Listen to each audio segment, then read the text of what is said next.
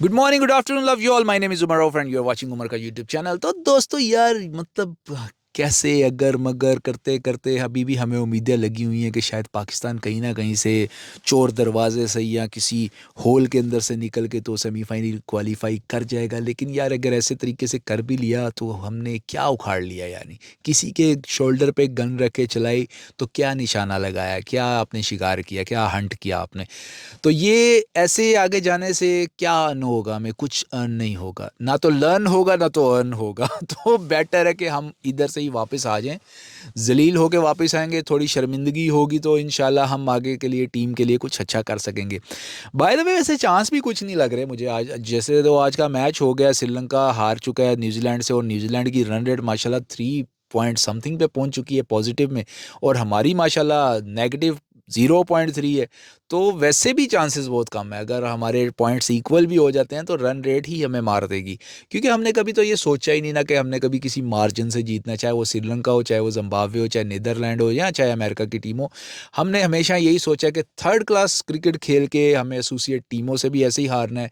अगर जीतना भी है तो सांस सुखा के जिए। हमने कभी ये सोचा ही नहीं कि हम वर्ल्ड चैंपियन टीम है, या कभी हमने वर्ल्ड चैंपियन बने थे, या कभी हमने वर्ल्ड कप जीते थे। वो तो हमारे में इतनी औकात नहीं है, ना इतनी स्ट्रेंथ है। जो रही सही कसर थी वो हमारे ये रिश्तेदारियों ने, जीजाओं ने पूरी कर दी, फिर क्या पर्ची पर्चों ने पूरी कर दी। तो यही तो चीज़ें चल रही हैं। मेरिट का तो नाम कोई नहीं है। मेरिट वाला तो चक्कर इन्होंने वैसे ही पेपर फाड़ के ही फेंक दिया हुआ है कि किसी को परफॉर्मेंस बेस के ऊपर लेके आना है। एक ही बंदा था अच्छा परफॉर्म करता था, फौजी, जो इस स्क्वाड में इन्होंने सेलेक्ट किया हुआ था वो इन्होंने बेंच पे बिठा दिया हुआ था, क्योंकि बाबर को निकाल नहीं सकते हैं, फिर शादाब को भी नहीं निकाल सकते हैं। तो फिर क्या करें, फिर इनके बीच में जो है ना पूरी कबड्डी चल रही थी, इनके बीच में वो बांदर किला चल रहा था जो उन्होंने खेलना था। तो ठीक है, खेलते रहो, फिर होगा भी। जूते भी तो फिर ऐसे ही पड़ते हैं ना। तो मतलब आज देखो यार, वही टारगेट था जो न्यूजीलैंड ने, जो हमने इंग्लैंड को दिया था। 4 रन सिर्फ न्यूजीलैंड ने ज़्यादा किए थे। 168 का टारगेट श्रीलंका को दिया था। वही उनकी थर्ड क्लास स्पिनर बॉलिंग है जो न्यूजीलैंड ने करवाई है, कि स्पिनर है, मतलब हमारी नज़र में थर्ड क्लास थे। यानी वो रेगुलर स्पिनर नहीं है। रविंद्र जते वो क्या है, रचिन रविंद्रा, उसने 4 आउट कर दिए भाई। उसने, इर्रेगुलर बॉलर ने।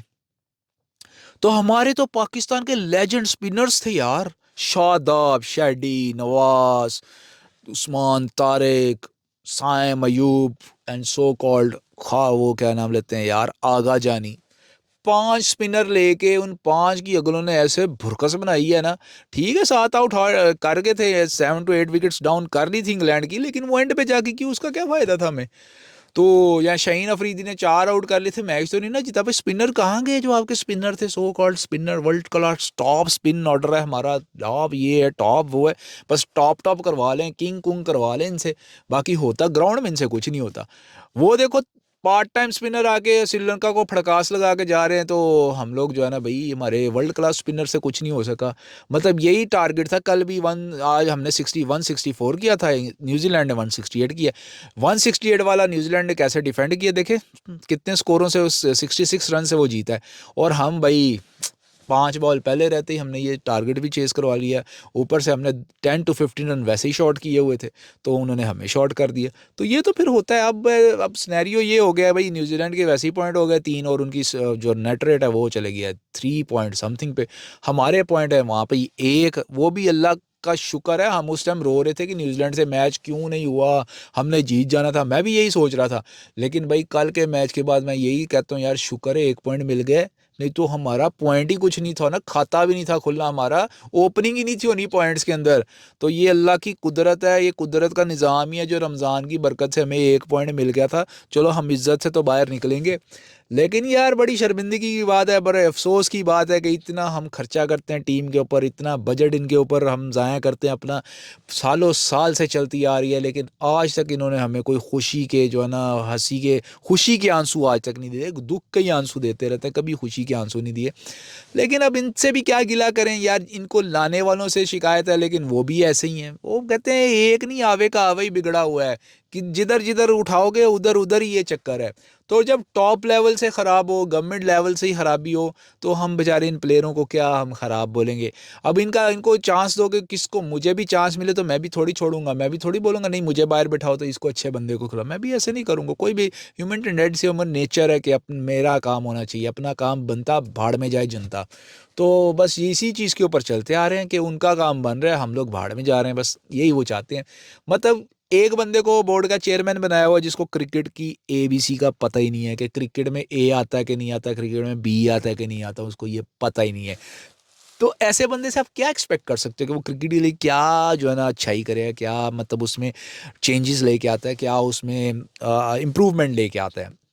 हाँ, बस वो गेम शेम के बाइकआउट शाइकआउट करने के लिए वो बंदा ठीक है, पॉलिटिकल वो बंदा ठीक है, क्या पॉलिटिक्स वगैरह करनी है तो उसको करवा लो। वैसे भी चीफ मिनिस्टर है, जो सा फेडरल मिनिस्टर है, जो भी है, लेकिन उसका काम नहीं बनता यार। एक बंदे के सर पे ही दो दो पोजीशंस का बोझ आपने बर्डन डाल दिया हुआ है, दो दो ऑफिस वो होल्ड कर रहा है।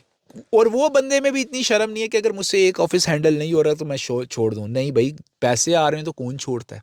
वही बात, अपना काम बनता भाड़ में जाए जनता। तो उसको ये केयर ही नहीं है कि क्रिकेट नीचे जा रही है, एक डिपार्टमेंट पूरा स्पॉइल हो रहा है हमारा। लेकिन नहीं भाई, मेरी नौकरी लगी हुई है, मेरी जॉब है, मैं क्यों छोड़ूं, मुझे जब तक धक्के मार के निकालेंगे नहीं। इतनी कर्टसी वगैरह तो हमारी नेशन में है ही कोई नहीं है कि हम खुद से छोड़ के जाएं कि फॉर गुड सेक के लिए कि अच्छे कुछ अच्छा हो जाए उसके अंदर। पर नहीं, ये हमें सिखाया, ये हमारी डिक्शनरी में नहीं है, हमारी बुक में नहीं है कि हमने ऐसे इज्जत से छोड़ के जाना है। तो जब तक ठुड्डे धक्के लाते मुते नहीं पड़ेंगी, तो वो ये ऊपर वाले टॉप लीडरशिप नहीं जाती, तो फिर क्रिकेटर्स बेचारा तो किस खेत की मूली है, वो भी यहाँ से यही सीख के आया होता है ना कि भाई हमारे लीडर्स ऐसे जाते हैं तो यही मौका, यही टाइम है, बना लो जितना बना सकते हो। तो वो भी यही सोच पे, यही साइकी पे बैठे होते हैं सारे। तो इसमें किसको गलत के किसको सही के। तो पहली बात कि बोर्ड का चेयरमैन चेंज करना चाहिए। एक वो चेयरमैन होना चाहिए जिसको क्रिकेट की सेंस हो, जिसको क्रिकेट की नॉलेज हो, उसको पता हो कि कौन कौन सा सेटअप लेके आना है, जो एटलीस्ट टीम बिल्ड करे, ना कि रिश्तेदारियां बिल्ड करे, ना कि यहाँ पे कोई जीजे जूजे बिल्ड करे। ना ही हमें कोई यहाँ पे दामाद जी चाहिए, ना ही जीजे जूजे चाहिए। ये सब चीज़ें ना घर रखो यार। एक ज़माना था सलीम मलिक और इजाज़ अहमद, दोनों सांडू थे। आप बोलेंगे सांडू क्या होते हैं भाई? एक ही घर में जिनके वाइफ्स हों, यानी सिस्टर्स, टू सिस्टर के साथ ये दो बंदों की शादी हुई थी, तो उसको सांडू कहते हैं यार। पता नहीं, बड़ा मुश्किल सा ये तरीका। वो बस एक मुझे याद था कि वो सांडू खेलते थे, लेकिन वो भी उनके ऊपर होती थी कि कभी एक खेल रहा है तो कभी दूसरा नहीं खेल रहा, ये ज़रूरी नहीं होता था। खैर, फिक्सिंग वगैरह तो, मेरिट वगैरह तो तब भी इतना कुछ नहीं था देखा जाता था। ये तो शुरू से ही चलता आ रहा है। जिसकी जो टीम बनती है, जो कप्तान होता है, वो अपनी टीम खुद रखता है। चाहे वो इमरान खान के टाइम से लेके आ जाओ, इमरान भाई भी तो अपनी टीम ही रखते थे, यानी चीफ सेलेक्टर भी वो खुद होते थे और कोच भी खुद होते थे। हर चीज़ वो वन इन मैन वाला हिसाब था, ऑल इन वन वाला। तो वही चलता होता था।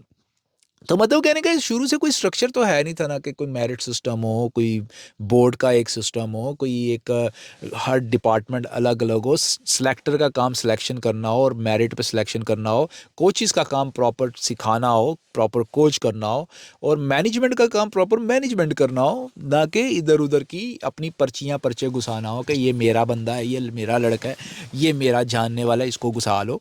तो ये चीज़ें नहीं होनी चाहिए। आप ऑस्ट्रेलियन हम कहते हैं इतनी इनकी नेक्स्ट लेवल, इनकी डेवलप क्रिकेट क्यों है, इंग्लैंड की इतनी नेक्स्ट लेवल डेवलप क्रिकेट क्यों है? क्योंकि उनका स्ट्रक्चर बड़ा स्ट्रांग होता है। ऑस्ट्रेलिया का आप देखिए स्ट्रक्चर बहुत स्ट्रांग है। उनके जो टीम में नेशनल साइड में जो प्लेयर्स आते हैं वो इतने मेच्योर, वेल मेच्योर होते हैं कि उनका माइंड सेटअप हमारे ये सीनियर प्लेयरों से 10 टाइम ज़्यादा स्ट्रांग होता है। आप ये इंग्लैंड का ही मैच देख लें यार, कि मैं हैरान था, 58 पे 4 आउट हो चुके हैं उनके और वो हमारे से मैच ले गए यार। 100+ रन चाहिए था और 6 विकेट्स बाकी थी। हमारी 6 विकेट डाउन बाकी रिमेनिंग हो और 100+ रन चाहिए हो, हम सवाल ही पैदा नहीं था। हम अगले 20 रन में भी, 20 रन के 20 रन के अंडर अंडर हम वो 6 विकेट्स हमारी डाउन हो जाती हैं, हम ऑल आउट हो जाते हैं।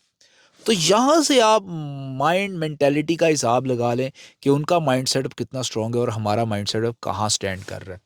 तो ये एक ड्रॉबैक है, ये हमारा एक कह लें कि एक ब्लैक सीन है कि हम इस चीज़ से ओवरकम नहीं कर सकते जब तक कि हमारे राइट जॉब के ऊपर राइट पीपल पर्सन नहीं आते, राइट अप्रोच नहीं होती, हम लोग आगे नहीं बढ़ सकते। हाँ ठीक है, सिलेक्शन कमेटी में बंदे हैं जो क्रिकेट खेले हुए हैं, क्रिकेट जानते हैं, मैं मानता हूँ। लेकिन आप कोचिंग के ऊपर देख लेना, कोच में कौन है, वो बंदे का इंटरनेशनल अपना कैरियर कितना है कि वो किसी को कोचिंग करेगा। मैं ये नहीं कहता कि कोचिंग ज़रूरी नहीं कि जो खेलता हो वही कोच बन सकता है, लेकिन भाई जो खेलता है वही एक हेल्पफुल कोच हो सकता है, एक वही प्रोडक्टिव कोच हो सकता है। उसका रीज़न ये है, उसने अप्स एंड डाउन्स ग्राउंड में देखे हुए हैं, उसको अप्स एंड डाउन्स का पता है, ग्राउंड में क्या होता है, किस किस्म की स्लैजिंग होती है, किस किस्म का टॉर्चर होता है, किस किस्म की टॉन्ट होती है वहाँ पे, किस किस्म का प्रेशर होता है क्राउड के सामने। वो एक जो मंजा हुआ कोच होता है, वो वहाँ से जो शाइन करके आया होता है कोच, वो आपको टॉप टू बॉटम आपके प्लेयर को ऐसा ग्रूम कर सकता है कि वो किसी भी जगह जाके प्रेशर नहीं ले सकता। हम इंडिया की बात करते हैं, इंडिया में आजकल गौतम गंभीर है, देखने में तो बहुत सी क्रिटिसिज्म होती है उसको भी, यार वो ऐसा है, वो वैसा है, वो ऐसा है, लेकिन आप सोचें गंभीर की परफॉर्मेंस क्या थी ग्राउंड के अंदर, फिर आप सोचें गंभीर का एटीट्यूड क्या था ग्राउंड के अंदर, फिर आप देखें कितने विनिंग कॉम्बिनेशन के अंदर, विनिंग 11 के अंदर गंभीर होता था। तो ये सब चीज़ें आप नोट किया करें ना, कि मतलब कि राइवलरी कंट्री का कोच जो है, क्रिटिसिज्म उसको भी बहुत झेलना पड़ता है, हार भी होती है, जीत भी होती है, लेकिन उनके माइंड सेटअप देखें कितने स्ट्रांग है, क्योंकि उसके पीछे ब्रेन कितना स्ट्रांग चल रहा है। हम बोलेंगे यार उसके पास प्लेयर ही इस तरह के, तो ऑटोमेटिक कोच तो बड़ा फ़ायदे में रहता है। नहीं भाई, कभी कभी आप देखो ना, यही इंडिया की टीम है ना जो हार गई है अभी साउथ अफ्रीका से, हालांकि साउथ अफ्रीका को वो हराने के काबिल है टीम इंडिया की, ऐसी बात नहीं है, बट हार गई है ना। तो क्यों हारी है? क्योंकि बैड डे किसी का भी किसी दिन आ सकता है, तो हार कोई भी सकता है, बात हारने की नहीं थी, लेकिन कोच का काम होता है टीम को साथ लेके चलना, टीम की साथ मिलके टीम को स्टडी करना, टीम कोच को स्टडी करे, म्यूचुअल अंडरस्टैंडिंग होती है, फिर एक होता है, एक ट्रस्ट होता है बिल्डअप इन बिटवीन। यहाँ पे तो हमारे प्लेयरों को कोच की ज़ुबान ही समझ नहीं आती, उस पता ही नहीं कि वो इंग्लिश में उनको गालियाँ दे रहा है कि प्रेस कर रहा है या क्या कर रहा है। तो उस कोच का हमें क्या फ़ायदा, सिर्फ आगा जानी जाके समझे बात को, तो आगा जानी आके जो है ना पूरी इधर, यानी आगा जानी पोस्टमैन है कि कैप्टन है, यानी वो क्या कहते हैं, आपको पोस्टर रखा हुआ है या कैप्टन रखा हुआ आपने, कि बस उसने कोच की बात आगे जाके पहुंचानी। कोच डायरेक्ट तो बात कर नहीं सकता, क्योंकि कितने बंदे टीम में जिसको प्रॉपर इंग्लिश आती है और कोच की बात समझ, मेरे ख्याल में हार्डली 3-4 से ज़्यादा है ही नहीं, और जो आगा जानी इंग्लिश बोलते हैं वो वैसे ही किसी और को समझ नहीं आती, जम्बड़ जप्पा, क्या समझ आएगी वो उसकी। देख ले आप इंटरव्यू जब देता है आके प्रेजेंटेशन के अंदर, तो क्या बोलता है वो, उससे अच्छा तो उस्मान तारिक बोल लेते भाई। तो कहने का मतलब है यार, आपको कोचिंग स्टाफ वो रखना चाहिए जो आपके प्लेयर्स के साथ मिलजुल के एक ट्रस्ट बिल्ड कर सके। तो अपना लोकल बंदा लेके आओ यार, हमारे पास इतने पड़े हुए हैं लोकल कोचेस, माना कि कभी बंदा फ्लॉप भी होता है, लेकिन खाली यही नहीं कि जो आपने यूज़ किए हुए हैं उनको ही दोबारा दोबारा रोटेट करे जाए, एक नया बंदा, एक नया चेहरा भी लेके आ सकते हैं।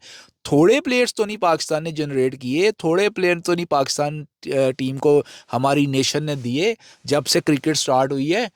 तो क्या आ जाके चाहे एक वकार यूनस, एक ये 2-3 ही प्लेयर रह गए जिनको आप कोचिस का जो है ना दे देते हैं, और भी इसके अलावा काफ़ी हैं जिनको आप चांस दे सकते हो, लेकिन नहीं, स्टैंप लगी हुई है। राशिद लतीफ़ है यार, बासत अली है, चलो उन्होंने कम कम परफॉर्मेंसेस चेक करे यार, उनकी विकेट के पीछे उसकी क्या परफॉर्मेंस थी। आप राशिद लतीफ़ अकेडमी से देखा कितने बंदे नेशनल टीम में आते हैं या डोमेस्टिक क्रिकेट खेलते हैं, तो उसके प्लेयर परफॉर्मेंस कर रहे हैं तो नेशनल में आ रहे हैं या डोमेस्टिक में आ रहे हैं, तो इसका मतलब है उसके बंदे के अंदर कुछ है, लेकिन उससे आप लेंगे नहीं क्योंकि उसका पॉइंट ऑफ व्यू आपसे मैच नहीं होता। तो फिर बात तो वही आ जाती है, यहाँ तो मेरिट देख लो, तो यहाँ फिर अपनी रिश्तेदारियाँ देख लो, अपनी ईगो देख लो, दोनों चीज़ें एक साथ साथ नहीं हो सकती हैं। तो कहने का मतलब है यार, टीम को सेट करो, टीम को ठीक करो। बाहर तो हम हो गए, हमारे बिल्कुल कोई चांस नहीं है यार, आगे मुझे नहीं नज़र आ रहा। हाँ, एक बस है, लोग उम्मीद लगा के बेचारे बैठे हुए हैं कि शायद इंग्लैंड न्यूजीलैंड को हरा दे, और बड़े बुरे तरीके, ये तो गारंटी है अगर इंग्लैंड जीत भी जाता है न्यूजीलैंड से, लेकिन बुरे तरीके वाला सीन आप भूल जाएंगे, बड़े बुरे तरीके से इंग्लैंड हराएगा न्यूजीलैंड को, क्योंकि न्यूजीलैंड बच्ची टीम नहीं है। पहली बात तो मुझे नहीं लगता कि न्यूजीलैंड हारेगी इंग्लैंड से, न्यूजीलैंड बहुत स्ट्रांग साइड है, न्यूजीलैंड जीत के भाई अपने 5 पॉइंट पूरे करेगी और सीधा सेमीज के लिए टिकट देगी अपनी।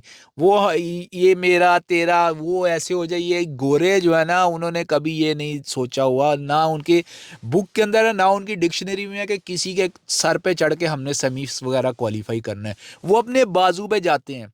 ऑस्ट्रेलिया देख लो, ऑस्ट्रेलिया का कोई ऐसा ऐसा हमने न्यूज़ में कोई हमने ये बयान वगैरह नहीं सुना कि अगर वो ऐसा हो जाए, उन्हें ठीक है अब बाहर हो गए, आउट तो आउट, लेकिन आगे जाना है तो अपने अपनी गेम पे जाना है। उनको ये नहीं है, ठीक है जिम्बाब्वे से हारे हारे हैं, एक्सेप्ट किया उन्होंने, लेकिन उन्होंने एक्सेप्ट करके नेक्स्ट मैच में शो भी किया है कि भाई अगर हम हारे हैं तो हार के बाद हमने सीखा क्या है, देखो कितने से जीते थे ओमान से वो, एक यानी पता था ये होना ही होना है, बट एक अपसेट हो गया।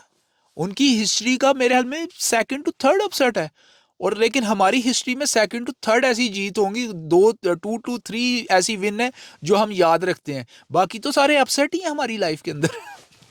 तो हमारी टीम के साथ तो अपसेट यानी पूरा एक कॉम्बिनेशन है, जिधर अपसेट उधर पाकिस्तान, जिधर यानी अपसेट अलर्ट आते हैं वहाँ पे पीए के लाजम लिखा आता है पाकिस्तान टीम, अनप्रिडिक्टेबल मैच उधर भी पाकिस्तान लिखा होता है, अनयूजुअल टीम उधर भी पाकिस्तान लिखाएगा। यानी 4 पॉइंट टैग के सामने तो पाकिस्तान आती है, तो ऑस्ट्रेलिया के सामने क्या आता है? जब भी ऑस्ट्रेलिया का नाम आता है एक ही चीज़ है, कितने वर्ल्ड कप जीता हुआ है यार, ये 6 7 किसी को याद भी नहीं है। क्यों? परफॉर्मेंसेज इतनी है, उनको खुद भी केयर नहीं है। तो मैं वही बात कर रहा था ना कल के, यार हम स्क्वाश देखना शुरू कर देते हैं, एटलीस्ट हमें पता तो होगा ना भाई, हम स्क्वाश में 15 16 हम वर्ल्ड कप जीते हुए हैं, और कोई जीतता ही नहीं था। मेरे ख्याल में गिन गई 7 8 टीमें थी जिसमें पाकिस्तान टॉप करता था। कभी जहांगीर खान ने जीत लिया, कभी जानशर ने जीत लिया। तो वहीं स्क्वाश में जाल के बैठ जाते हैं, गेम आती है नहीं आती, कोई पूछेगा भाई आप कहाँ से, हाँ प्राउडली कह तो सकते हैं पाकिस्तान से, क्योंकि सबको पता है स्क्वाश में, जाहिर है जो देखने आता है स्क्वाश उसको तो पता ही है ना कौन कितने वर्ल्ड कप जीता हुआ है। तो यार बस दिल आउट हो गया यार, दिमाग आउट हो गया हुआ है, क्या करें यार। हमने बहुत सपोर्ट किया क्रिकेट को, लेकिन क्रिकेट ने हमें सपोर्ट कभी नहीं किया। मतलब यानी दिन हो रात हो हमने नींद की केयर नहीं की, उठ के बैठ गए इनके लिए, पर इनको कभी कोई शर्म ही नहीं आई। इन्होंने कभी नहीं सोचा कि हम आवाम को हर्ट कर सकते हैं, उनकी इमोशंस को हर्ट कर सकते हैं, नहीं। इन्होंने जब भी सोचा अपनी जेबें गर्म करने की, अपनी जॉब का सोचा, ठीक है अगर आपको मौका भी, चलो चांस भी मिला आपको इस स्टेज के ऊपर परफॉर्म करने का, तो कम से कम अपनी गेम ही इंप्रूव कर लो यार। कम से कम गेम ही इंप्रूव कर सकते हो ना आप। नेट पर इतनी, आपका काम क्या है? आपका काम ही क्रिकेट खेलना है, जिसकी आपको पेमेंट मिलती है, पैसे मिलते हैं, जिसकी ये आपकी जॉब है। हमारी ये जॉब हो ना, कसम से मैं आपको गारंटी से कहता हूँ यार, हम इनसे 10 टाइम हम इनसे अच्छे प्लेयर्स होते। हमें ये होता है कि भाई हमने जॉब भी, हम जॉब के साथ साथ जो है ना क्रिकेट खेलते हैं, वो भी वीकेंड पे जाके, तो हम अल्हम्दुलिल्लाह फिर भी परफॉर्म करते हैं। लेकिन सोचो अगर हमारी जॉब ही क्रिकेट होती तो हमारा क्या लेवल होता यार। तो इनको ये ना, ये ग्रांटेड ले लेते हैं हर चीज़ को, अल्लाह की ब्लेसिंग से अगर ये इस लेवल पे, इस स्टेज पे पहुंचते हैं, तो ये ग्रांटेड ले लेते हैं। फिर ये दूसरी तीसरी चीज़ों की तरफ अपनी मेन जॉब भूल जाते हैं। तो बात वही है ना, अपनी जॉब से करप्शन करते हैं ना ये हीरो बनना, एडवर्टाइजिंग करना, ये लेफ्ट राइट करना, ये अपनी जॉब से करप्शन है बेसिकली। ये बेसिकली करप्ट क्रिकेटर है, कि मतलब अपना जो मेन आपकी जॉब है उसकी तरफ आप फोकस नहीं है, लेकिन आप दूसरी तीसरी चीज़ों की तरफ फोकस है। तो यार क्रिकेट खेलने के पैसे क्यों ले रहे हो आप, जब आप परफॉर्म नहीं कर सकते हो? परफॉर्मेंस ये नहीं होती कि 10 में से 8 मैचों में ज़ीरो, कोई परफॉर्मेंस नहीं, और 2 मैच चल गए। परफॉर्मेंस ये होती है 2 मैच में अपसेट हो सकता है, 8 मैच आप परफॉर्म करो, तब आपकी जॉब पक्की। तो आप ये नॉर्मल कॉर्पोरेट के अंदर जॉब करो तो आप ऐसे ब्लंडर कर सकते हो? किक आउट करके आपको विंडो से नीचे फेंकेंगे वो। एक एक मिस्टेक आपसे बर्दाश्त नहीं करते वो लोग, टर्मिनेशन लेटर हाथ में होता है। यहाँ पे क्यों नहीं होता भाई? यहाँ पे क्यों इतने इतने सालों साल चांस मिलते हैं, ईयर टू ईयर हम इन्हीं चेहरों को देखते आ रहे हैं, ये टर्मिनेट नहीं हो सकते? ये मुझे बात समझ नहीं आई। आप लोगों को समझ आई तो प्लीज़ कमेंट में बता दें। खैर यार, क्या ही बात करनी इनके ऊपर, और कितनी हम इनकी बात खींचेंगे। तो बस अपसेट ही हो गया था कि मतलब आज ये था कि चलो न्यूजीलैंड, दिल तो वही कर रहा था न्यूजीलैंड हार जाता, बट यार एक फैक्ट है कि न्यूजीलैंड क्यों हारता। न्यूजीलैंड पाकिस्तान की टीम थोड़ी है। उन्होंने देख लो 168 पे भी उन्होंने इतनी तगड़ी फाइट की है कि श्रीलंका को उन्होंने नाकोचा नचवा दी है। 66 रन से वो विन हुए हैं, 100 रन पे ऑलमोस्ट न्यूजीलैंड उसको श्रीलंका को ढेर कर दिया उन्होंने।